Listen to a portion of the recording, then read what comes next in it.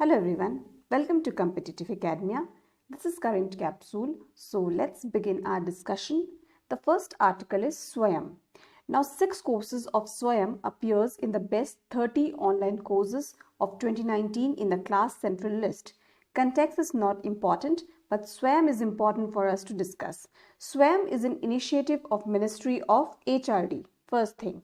Second thing, you have to understand and remember the acronym. Study web of active learnings for young aspiring minds. Sometimes the answer itself remains in the full form. So be very clear with the full form of the name. It is a program which is initiated by the government to achieve 3 cardinal features of education. It is access, equity and quality, with aims to ensure that the education is accessible, it is equitable and of quality. It has been developed by Ministry of HRD along with NPTEL, IIT Madras with the help of Google and Persistent Systems Limited. It is an indigenous IT platform. It facilitates hosting of all courses taught in classrooms to be accessed by anyone, anywhere, at any time. Basically, it is a program which ensures,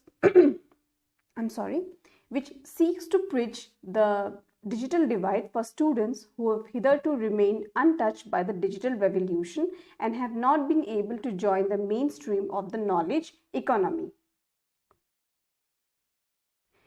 The next article is BTAD. Here BTAD stands for Bodoland Territorial Autonomous Districts.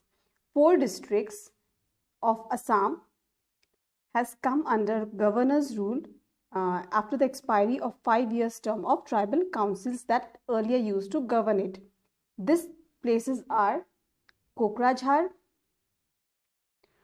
This is Kokrajhar, Chirang, Baksa and Udalguri. Kokrajhar, Chirang, Baksa and Udalguri. They have been carved out of the 7 districts of Assam and they lie in the foothills of the Himalaya bordering Bhutan. You can see the location. Location is important for us. Bordering countries you need to remember. And the river Brahmaputra, it flows to the southern portion of it. It flows here like this. So the district lies to the northern part of the river Brahmaputra and to the southern part of the Bhutan.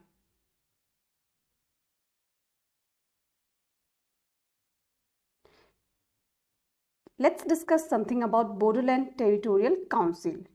Bodoland Territorial Council derived its power from the provisions of 6th schedule. Now 6th schedule consists of provisions relating to administration of 4 states. They are Assam, Meghalaya, Tripura and Mizoram. You have to remember this 4 states name.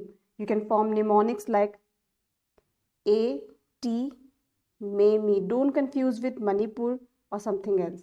A, T, Me, Me. You need to remember. Assam, Meghalaya, Tripura and Mizoram. And also from the 2020 Bodoland Peace Agreement. The main source of economy or livelihood in this area is agriculture and small things like fisheries, which is not very much developed or advanced. The Bodoland Territorial Council has the power to levy taxes, fees and tolls on buildings and lands, vehicle, boats, entry of goods into the area, roads, ferries, bridges, sanitation, employment and income, and general taxes for the maintenance of schools and roads. It has 40 elected members which are elected by the people themselves, and additional 6 members are appointed by the Governor of Assam. Here Governor of Assam is important. Here President is not there to appoint the members. In other cases, in some states, we find the President appoints the members to the council, autonomous council, but here we have the Governor of Assam who appoints the member of the Bodoland Territorial Council. Now, the power and competencies of Bodoland Territorial Council extends to cottage industries, animal husbandry, forest, agriculture, silk industry, soil conservation, fisheries, cooperative, health and family welfare, handloom and textile, etc. You need to remember some points because in exam certain points are put and you have to mark the tick answer. So you need to know certain basic things about such type of bodies. The next article is coral bleaching. So in the last 5 years, the coral bleaching has been experienced in Australia and it is the third highest bleaching in this area. This is the Great Barrier Reef region, which is situated in Australia. The Great Barrier Reef, that is the world's largest coral reef located in Australia, recently it experienced its third major bleaching event in 5 years. It is considered to be the most widespread coral bleaching event on record owing to the rise in temperature and climate change. Coral bleaching and coral reefs are important for us to discuss. So why does coral bleaching occurs? Coral polyps, they expel the algae that live inside their tissue. Normally, coral polyps live in an endosymbiotic relation with this algae, which are crucial for the health of the coral and reef. The algae provides about 90% of the coral's energy. See how important the algae is for the coral, and they expel during global warming and other adverse conditionalities. Corals, so what is corals now? Corals that form the great reef ecosystem of tropical seas depend upon symbiotic relation. It can be asked in your question like whether it is parasitic relationship or whether it is symbiotic relationship or whether it is commensalism. So you have to be prepared with all sort of angles. So with whom they form? With the algae-like single-cell flagellate protozoa called zooxanthellae. Here we are speaking about the algae which are expelled by the coral polyps on adverse conditionalities. It is the zooxanthellae that lives within their tissue and give the coral its coloration.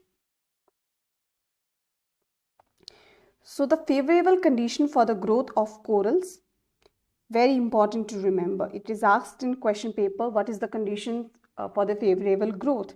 Warm water, not too warm, but warm kind of, which is 21 to 29 degrees Celsius. Clear and shallow water, and there must not be too much of turbidity. Turbidity must be less.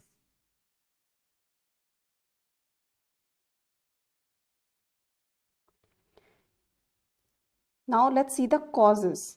Increased water temperature, heat waves, mostly common due to global warming, or reduced temperature due to mixing of the snow. Oxygen starvation caused by increase in the zooplankton. If there is increased zooplankton, they will also compete for consuming the oxygen. Overfishing like cyanide fishing, blast fishing, increased solar irradiance, increased sedimentation. I told you that turbidity should be less. When there is increased sedimentation, there is increased turbidity also. Bacterial infection, changes in salinity, herbicides, extreme low tide and exposure, cyanide fishing, elevated sea levels due to global warming and melting of the snow, ocean acidification due to elevated levels of carbon dioxide caused by air pollution. So the causes may be man-made or natural. Only man-made causes are not behind the bleaching of the corals, but man-made causes are more into their bleaching.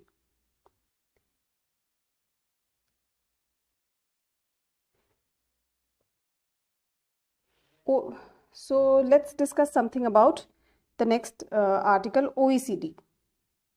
Now, Trump has appointed Indian-American diplomat Manisha Singh. Here the name is important. Manisha Singh has been appointed to OECD as envoy.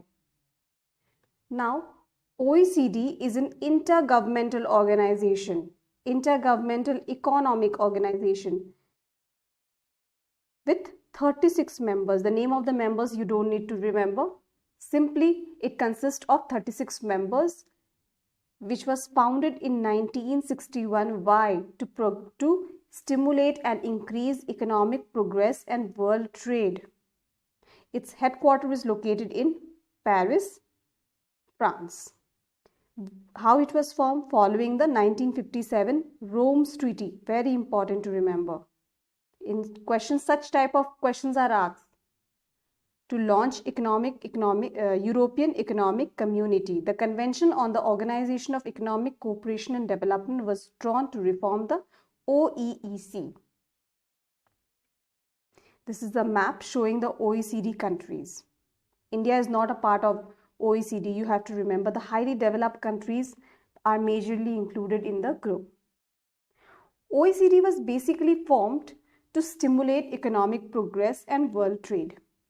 It is a forum of countries describing themselves as committed to democracy and market economy, providing a platform to compare policy experiences, seek answers to common problems, identifying good practices, and coordinate domestic and international policies of its member.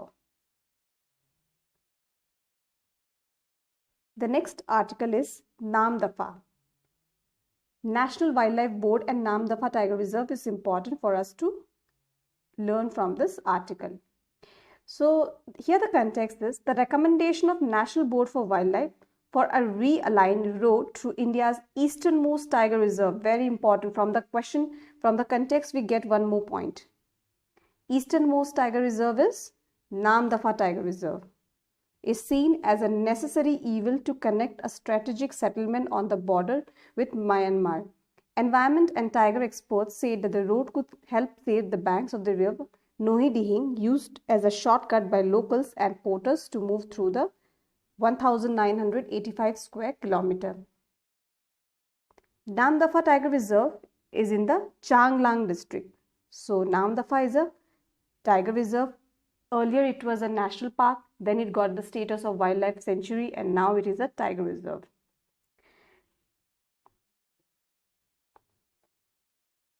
It is a large protected area in Arunachal Pradesh. Namdapha is in Arunachal Pradesh.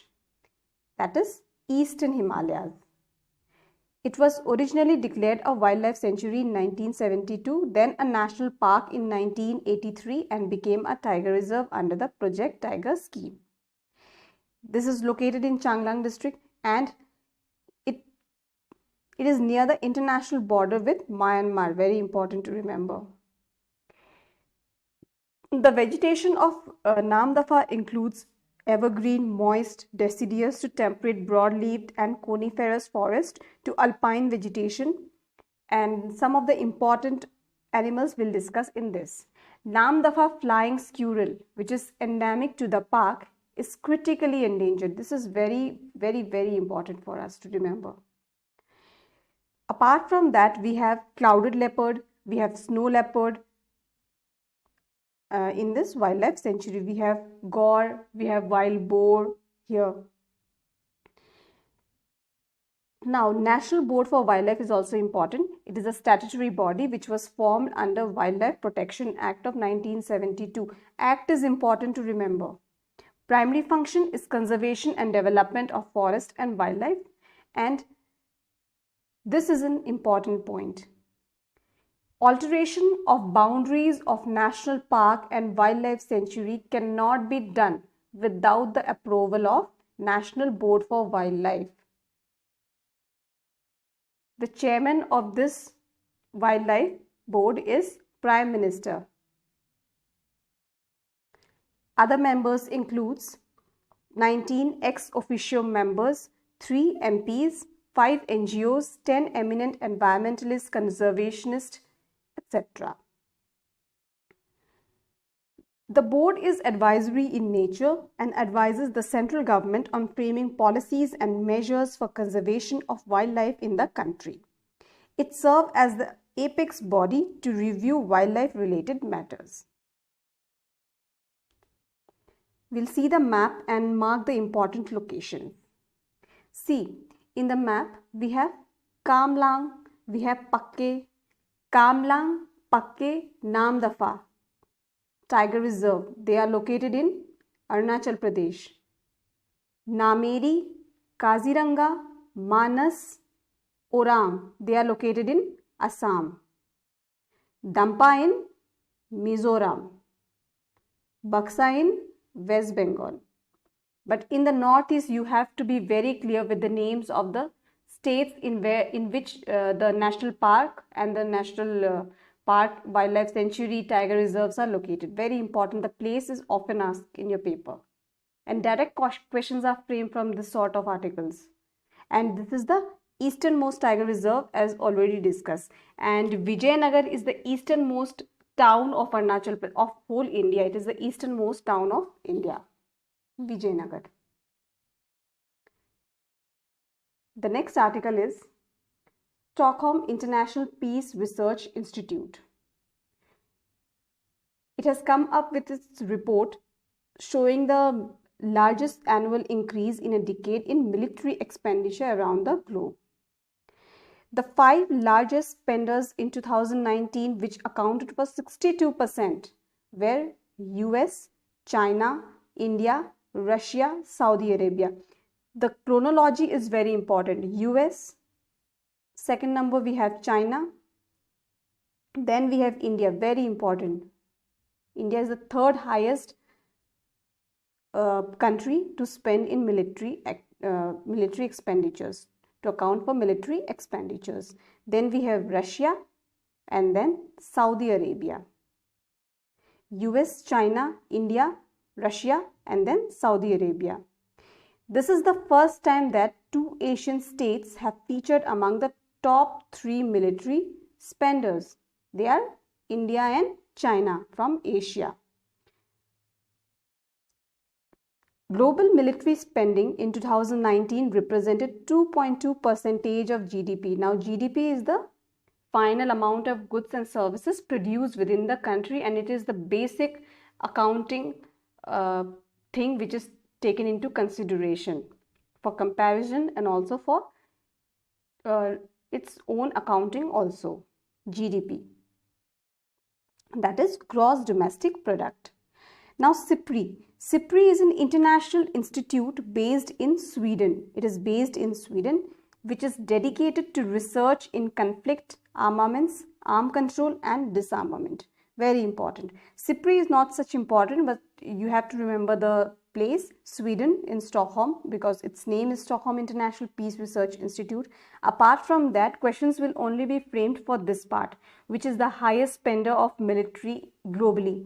It is US, followed by China, then we have India. India is the third largest military spender in the whole world, then Russia and then Saudi Arabia. That's all for this video. As we all know that the UPSC exam is likely to be postponed, as it is indicated by the Honorable Minister of State, Department of Personal Training. So we have more time to enrich our preparation and plug the existing loopholes and also to cover up the untouched areas.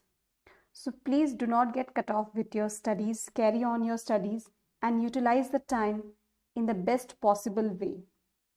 Everyone has equal opportunity in terms of the time. So stay tuned to Competitive Academia to enrich your preparation. Thank you for listening and like, share and subscribe.